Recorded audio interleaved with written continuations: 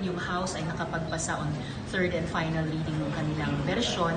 Pero dito sa Senado, ngayon lang siguro, batay sa aming initial mapping, nakikitang in terms of the balance of forces, mas may pagkakataong at the very least, simulan ng pag-usapan ng masigla ang usapin ng diborsyo kung, or all the way sa maipasa ito sa 18th Congress. At ngayon sa simula ng isang 3-year period, mas may panahon na tayo isulong itong absolute divorce bill kasabay ng ibang mga batas na isinusulong pa at kasabay ng pagbantay din laban sa ilang mga panukala na ayaw naman natin.